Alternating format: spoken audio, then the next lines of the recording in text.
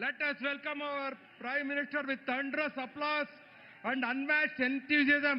ದಯವಿಟ್ಟು ಎಲ್ಲರೂ ಜೋರ ಅಂತ ಚಪ್ಪಾಳೆ ತಟ್ಟಬೇಕು, ಘೋಷಣೆಯನ್ನ ಕೂಗಬೇಕು. ಭಾರತ್ ಮಾತಾ ಕಿ ಜೈ Shriram.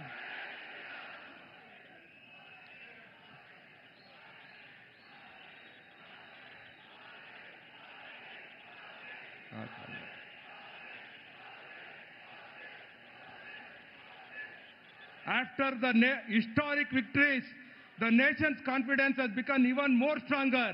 From development to global leadership, India is moving with pride and determination. ಸ್ನೇಹಿತರೆ, ಈಗ ನಮ್ಮ ನೆಚ್ಚಿನ ಪ್ರಧಾನಮಂತ್ರಿಗಳ ವೇದಿಕೆ ಮೇಲೆ ಬಂದಿದ್ದಾರೆ. ಈಗ ಎಲ್ಲರನ್ನ ಸ್ವಾಗತವನ್ನ ಮಾಡಲು ನಮ್ಮ ರಾಜ್ಯದ ಅಧ್ಯಕ್ಷರು ಶಿಕಾರಿಪುರದ ಶಾಸಕರನ್ನ ಕರೀತಾ ಇದ್ದೀನಿ. ದಯವಿಟ್ಟು ಎಲ್ಲರೂ ಜೋರಾದ ಚಪ್ಪಾಳೆ ಮುಖಾಂತರ ನಮ್ಮ ರಾಜ್ಯ ಅಧ್ಯಕ್ಷರನ್ನ स्वागतवन्न ಮಾಡಬೇಕು.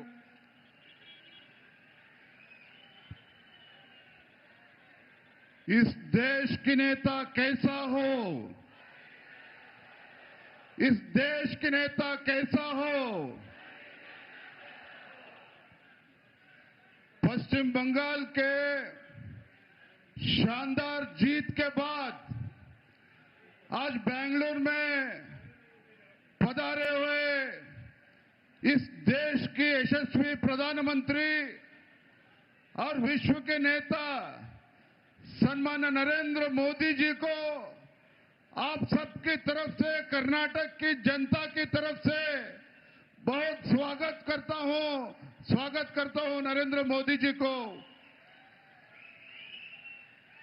ದೊಡ್ಡ ಚಪ್ಪಾಳೆನ ತಟ್ಟೋದ್ರ ಮೂಲಕ ಈ ದೇಶದ ಹೆಮ್ಮೆಯ ಪ್ರಧಾನಮಂತ್ರಿ ನರೇಂದ್ರ ಮೋದಿ ಜಿ ಅವರನ್ನ ಕರತಾಳದ ಮೂಲಕ ಸ್ವಾಗತನ ಮಾಡಬೇಕು ಅಂತ ನಾನು ವಿನಂತಿಯನ್ನು ಮಾಡ್ತಾ ಇದ್ದೇನೆ. ವೇದಿಕೆ ಮೇಲೆ ಆಸೀನರಾಗಿರ್ತಕ್ಕಂಥ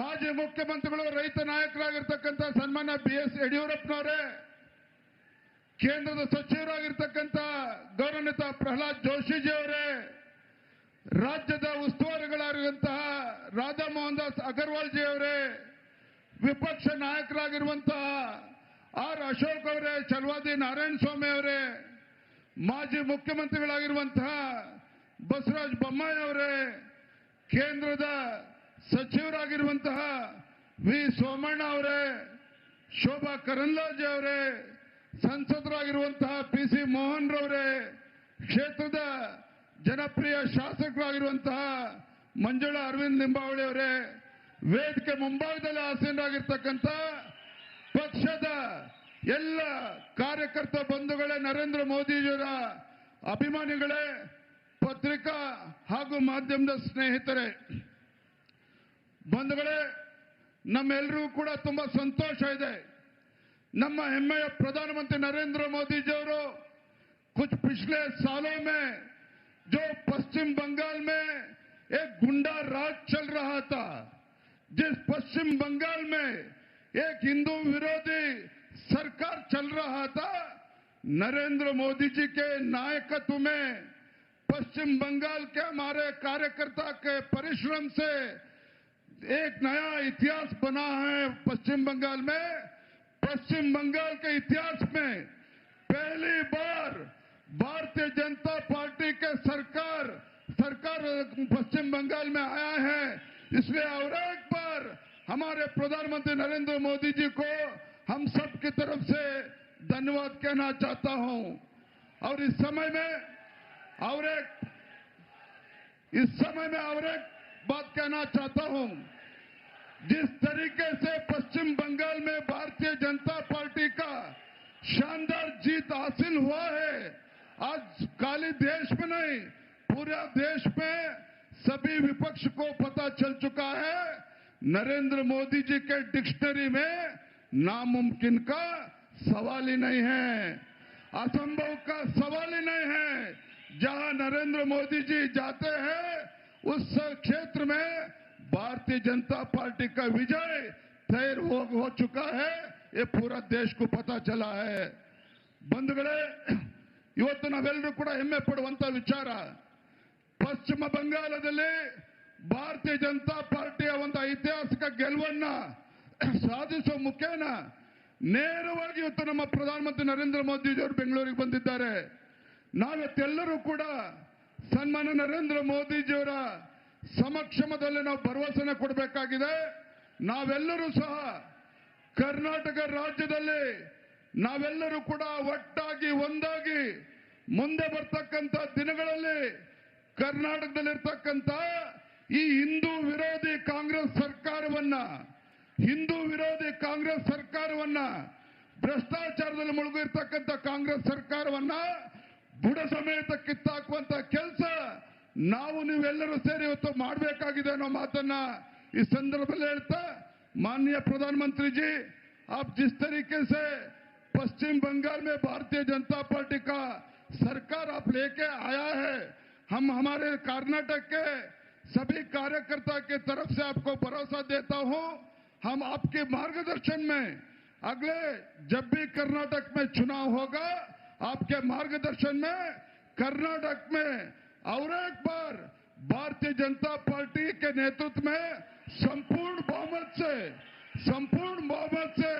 कर्नाटक में भारतीय जनता पार्टी सरकार आएगा. ये आपका मार्गदर्शन में आएगा. भरोसे के साथ मेरा बात समाप्त करता हूं. ಮತ್ತೊಮ್ಮೆ ಪಶ್ಚಿಮ ಬಂಗಾಳದ ಜಯದ ರೂವಾರಿಯಾಗಿರ್ತಕ್ಕಂಥ ಮಾನ್ಯ ಪ್ರಧಾನಮಂತ್ರಿ ನರೇಂದ್ರ ಮೋದಿಜಿ ಅವರಿಗೆ ತಮ್ಮೆಲ್ಲರ ಪರವಾಗಿ ಮತ್ತೊಮ್ಮೆ ಸ್ವಾಗತವನ್ನು ಕೋರ್ತಾ ನನ್ನ ಮಾತನ್ನು ಮುಗಿಸ್ತಾ ಇದ್ದೇನೆ. ನಮಸ್ಕಾರ, ವಂದನೆಗಳು. ಬಲೋ ಭಾರತ್ ಮಾತಾ ಕಿ ಜೈ ಶ್ರೀರಾಮ್, ಜೈ ಶ್ರೀರಾಮ್. ಅಧ್ಯಕ್ಷರಾದ ವಿಜೇಂದ್ರ ಅವರಿಗೆ ಧನ್ಯವಾದಗಳು. ಈಗ ನಾವೆಲ್ಲ ಕಾತುರದಿಂದ ಕಾಯ್ತಾ ಇರುವಂತ ನೆಚ್ಚಿನ ಪ್ರಧಾನಮಂತ್ರಿ ಅವರಿಗೆ बंगाल पश्चिम बंगाल शुरू, west Bengal is the beginning, picture अभी बाकी है. अभी हमारा प्राइम मिनिस्टर को फेलिसिटेशन करना करके हम स्टेट प्रेसिडेंट को आमंत्रित करता हूं. ಈಗ ಮೊದಲನೇದಾಗಿ ಶಾಲನ್ನ ಸಪ್ತಗಿರಿಗೌಡರು ತರಬೇಕು. ಶ್ರೀ ಪ್ರಹ್ಲಾದ್ ಜೋಶಿ ಅವರು ಆ ಶಾಲನ್ನ ಅವ್ರಿಗೆ ಹಾಕಬೇಕು. ಇದು ವಿಶೇಷವಾದ ಮೈಸೂರಿನ ಶಾಲು.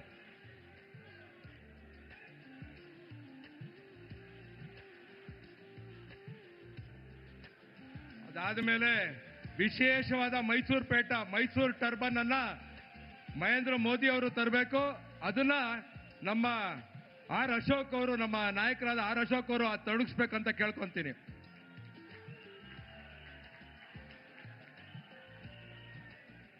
ಮೋದಿ ಅವರಿಗೆ ಇನ್ಯಾರೂ ಸಾಟಿ ಇಲ್ವಂತೆ.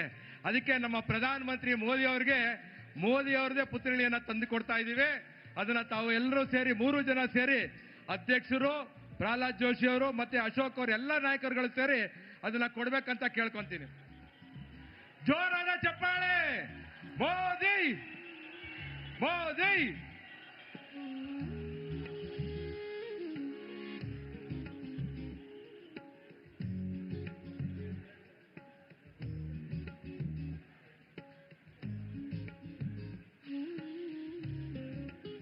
In a few moments, the most awaited leader of the nation will address her. Thank you, sir.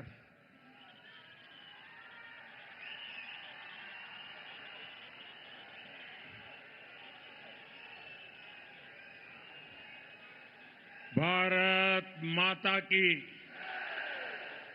Bharat माता की. ನಿಮಗೆಲ್ಲ ನನ್ನ ನಮಸ್ಕಾರಗಳು.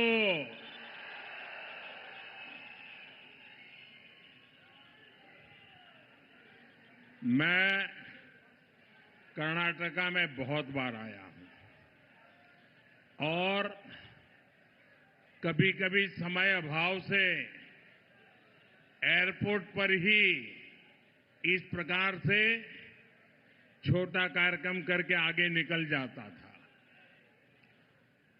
एयरपोर्ट पर भी कई बार कार्यक्रम किए हैं, लेकिन इतना बड़ा कार्यक्रम एयरपोर्ट पर ये पहली बार हुआ है. और मैं देख रहा हूं आज बेंगलुरु की धरती से केसरिया सूरज उगा है.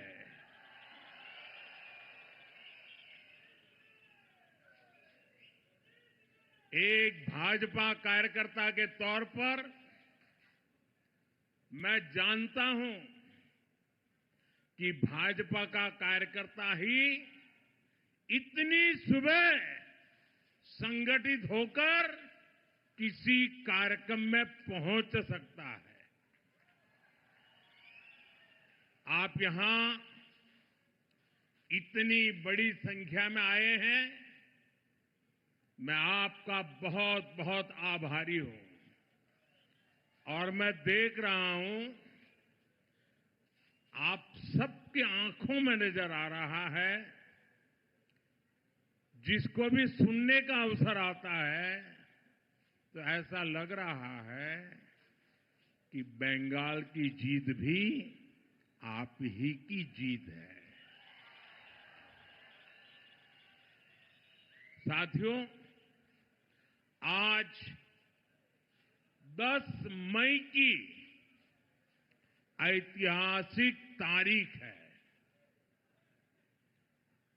1857 में 1857 में आज के ही दिन स्वतंत्रता संग्राम की पहली चिंगारी फूटी थी। समय के साथ ये चिंगारी एक बड़ी ज्वाला में बदल गई, जिसने गुलामी की बेड़ियों को जलाकर भस्म कर दिया। शौर्य और सामर्थ्य की ये विरासत, ये हमारी बहुत बड़ी ताकत है। इसी प्रेरणा से हमने 3 दिन पहले ऑपरेशन सिंदूर की पहली वर्षगांठ मनाई है।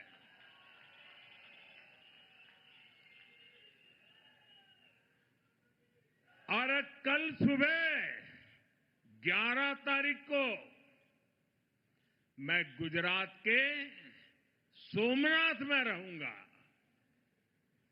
वहां सोमनाथ मंदिर के पुनर्निर्माण के 75 वर्षों का उत्सव मनाया जाएगा। आत्मनिर्भर भारत के लिए, विकसित भारत के लिए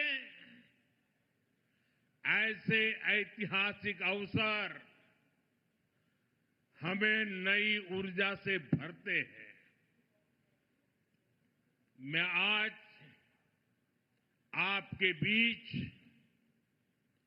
बंगलुरु की इस धरती से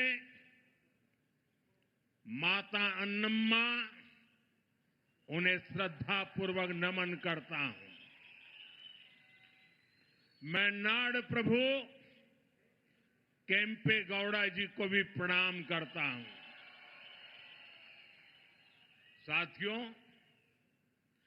आज मैं ऐसे समय में बंगलुरु आया हूं जब देश में चुनाव परिणामों पर चर्चा चल रही है।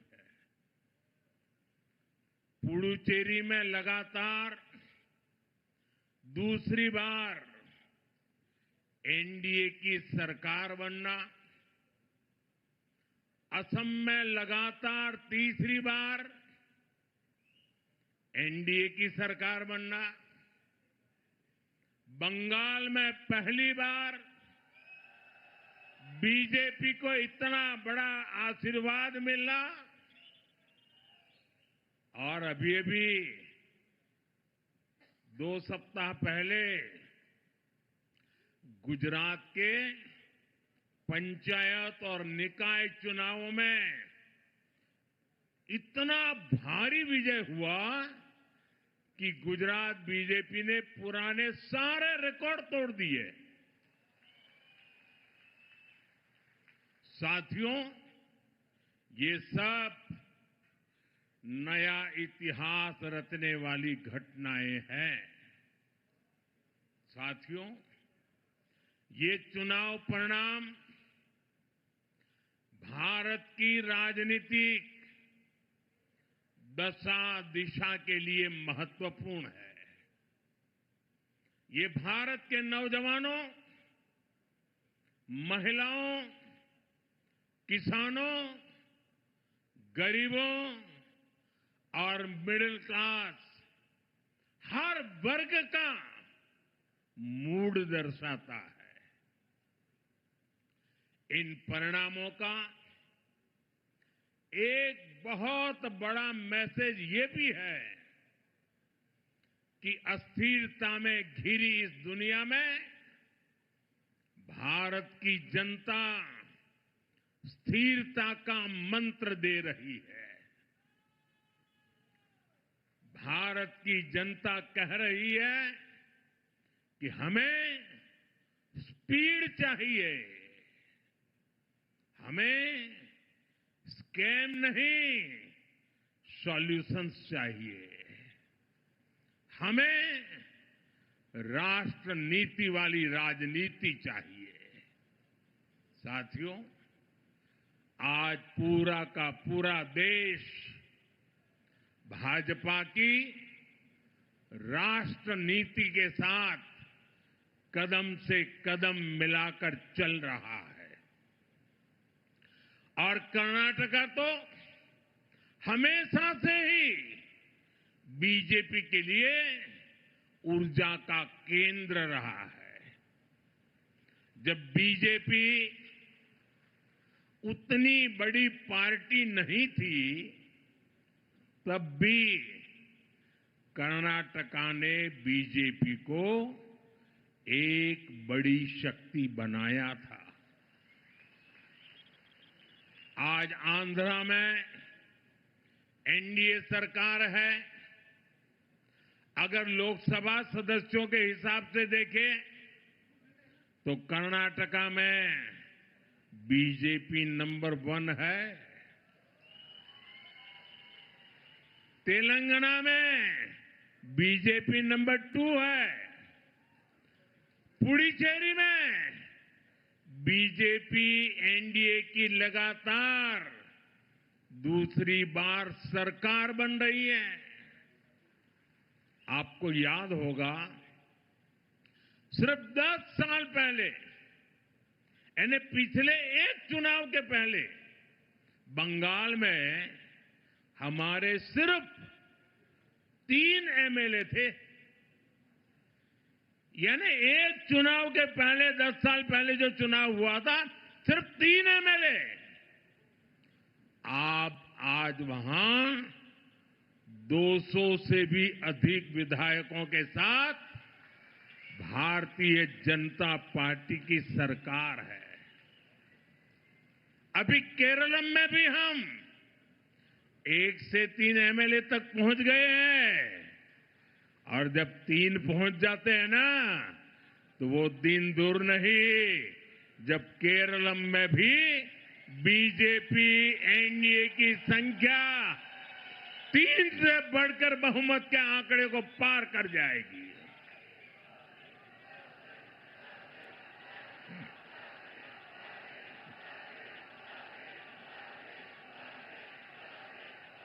साथियों, हम 12 साल से केंद्र में हैं। देश के 21 से ज्यादा प्रदेशों में बीजेपी एनडीए की सरकारें हैं और हम राज्य के विकास से देश के विकास का मंत्र लेकर काम कर रहे हैं। लेकिन दूसरी तरफ आप कांग्रेस को देखिए, जिस पार्टी को 40 साल पहले 400 से अधिक सीटें मिली थी, वो पिछले 3 इलेक्शन में सब कुछ मिलाकर भी 100 का आंकड़ा छू नहीं पा रहे हैं। लेकिन कांग्रेस और उसके साथियों का अहंकार इतना अधिक है कि अपनी पराजय के लिए भी वो पूरी दुनिया को दोष दे रहे हैं। संविधान, लोकतंत्र, संवैधानिक प्रक्रियाएं, कोर्ट, इनके प्रति भी घृणा मेरे सार्वजनिक जीवन में मैंने कभी भी किसी भी मेन स्ट्रीम पॉलिटिकल पार्टी को ऐसा करते हुए नहीं देखा था। वो इतनी निराशा की गर्त में डूबे हुए हैं कि गाली गलौज के सिवाय, बद्दी भाषा का प्रयोग करने के सिवाय अब उनके पास कोई एजेंडा नहीं बचा है। साथियों, बीजेपी की सरकारों के लिए लोक कल्याण सर्वोपरि है और ये शब्द नहीं है, हमने जी करके दिखाया है। तभी तो 25 करोड़ लोग गरीबी से बाहर निकले हैं। हमारा मंत्र सबका साथ सबका विकास का है। हमारा मॉडल गुड गवर्नेंस का है।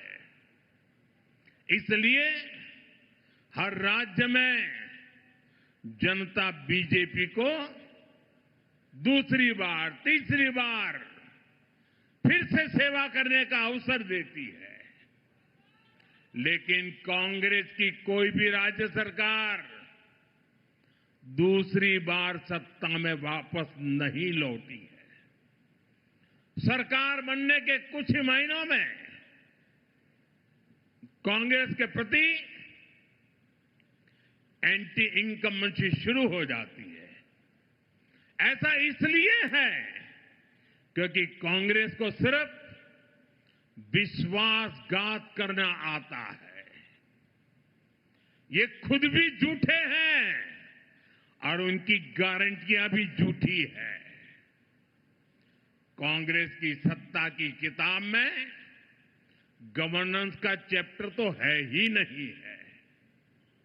यहां कर्नाटका में भी पिछले 3 साल से हम यही देख रहे हैं। जनता की समस्याएं सुलझाने के बजाय यहां की सरकार का ज्यादातर समय आपस के झगड़े सुलझाने में लग रहा है। ये तय नहीं हो पाता है कि मुख्यमंत्री कितने दिन रहेंगे। ये तय नहीं हो पाता कि दूसरे को मौका मिलेगा कि नहीं मिलेगा, लटकाए रखा है। इतना ही नहीं, ये मैं देख रहा हूं इनकी इकोसिस्टम तमिलनाडु में प्रक्रिया चल रही थी और इनकी इकोसिस्टम दिल्ली में बैठे बैठे देश को गुमराह करते थे कि देखो 4 तारीख को नतीजे आ गए, 5 हो गई, 6 हो गई, 7 हो गई, 8 हो गई, तमिलनाडु में सरकार नहीं बन रही है। अरे भाई, केरल में तो पूर्ण बहुमत है, वहां तो बना लो। ये इकोसिस्टम केरल के लिए चुप है। नेता नहीं तर्क पा रहे। 2.5 साल की फॉर्मूला करे कि 1-1 साल के 5 मुख्यमंत्री की फॉर्मूला करे, अभी तक उनको नतीजा हाथ नहीं लग रहा है। और अपने पार्टी के नेताओं को भी वादे करना और फिर पीठ में छुरा भोंकना। छत्तीसगढ़ में वही किया, राजस्थान में वही किया, कर्नाटका में अभी भी वो खेल चल रहा है। अब केरला की बारी है। साथियों, हिमाचल में तो कांग्रेस सरकार के हालत सुनकर के आप हैरान हो जाओगे। ये इनकी इकोसिस्टम है, मीडिया वाले बाहर बात आने नहीं देते। हिमाचल की हालत ये है, वे सरकारी कर्मचारियों को उनकी सैलरी तक नहीं दे पा रहे हैं। इधर तेलंगाना में क्या हाल है? किसानों को आत्महत्या के लिए मजबूर होना पड़ रहा है। यानी कांग्रेस जहां पर भी है, वहां या तो शाही दरबार की खातिरदारी में खजाने की लूट हो रही है या लूटे हुए पैसों के लिए झगड़ा हो रहा है। साथियों, कांग्रेस की पहचान आज एक परजीवी पार्टी की बन गई है और इसलिए वो पहला मौका मिलते ही अपने साथियों के साथ भी विश्वासघात करती है और इसलिए ही कहा जाता है कि कोई ऐसा सगा नहीं जिसे कांग्रेस ने ठगा नहीं। अभी तमिलनाडु में ही देखिए, 25-30 साल से कांग्रेस का डीएमके के साथ घनिष्ठ संबंध था। डीएमके के साथ गठबंधन ने कितनी ही बार कांग्रेस को संकटों से बाहर निकाला और 2014 के पहले 10 साल उनकी जो सरकार थी वो भी डीएमके के कारण टिकी थी। लेकिन क्या हुआ? जिस डीएमके के साथ 25-30 साल का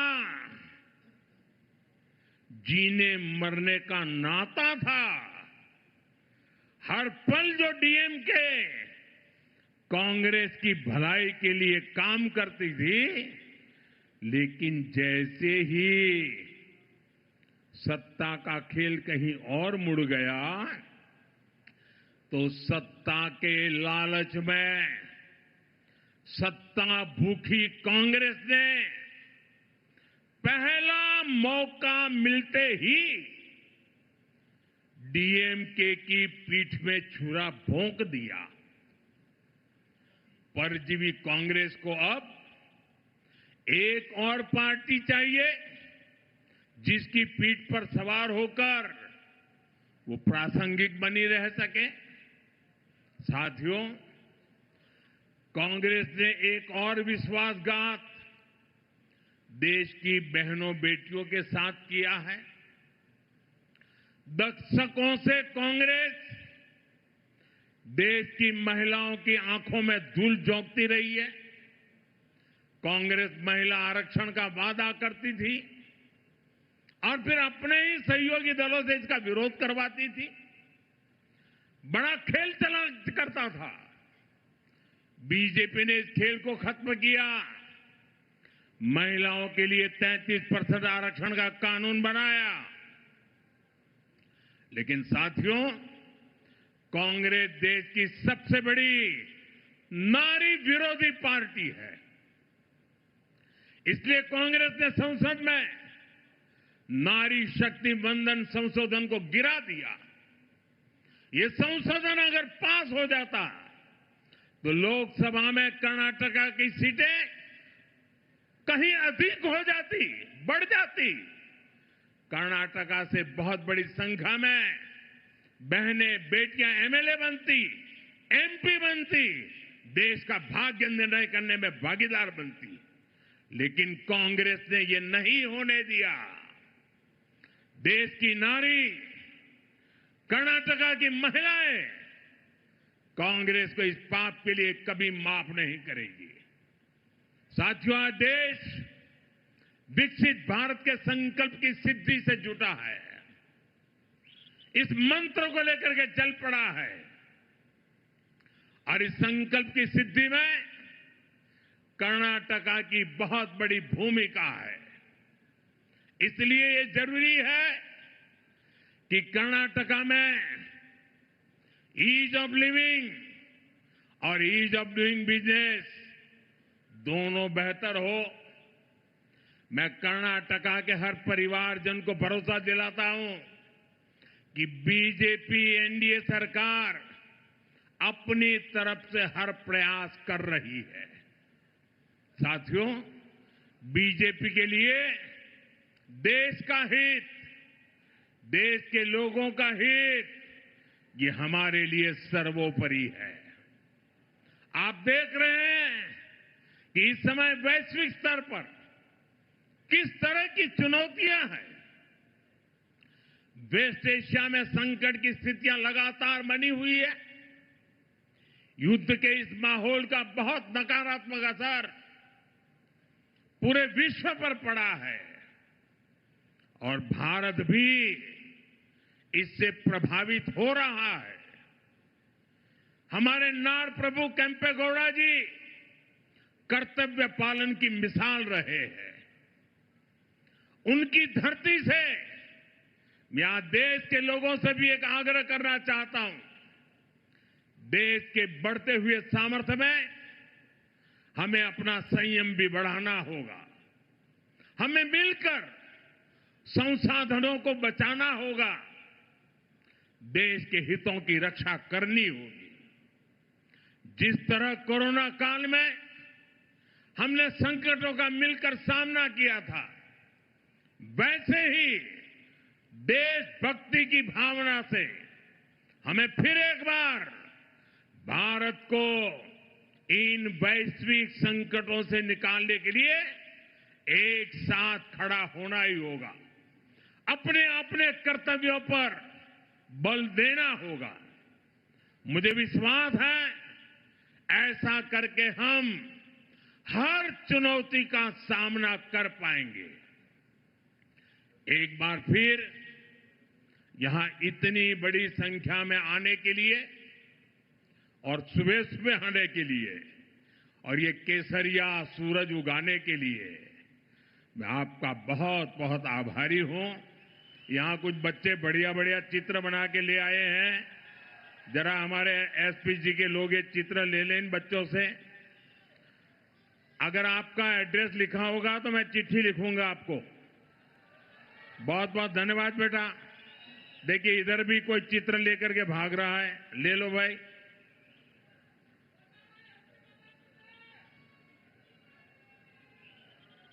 भारत माता की, भारत माता की, भारत माता की।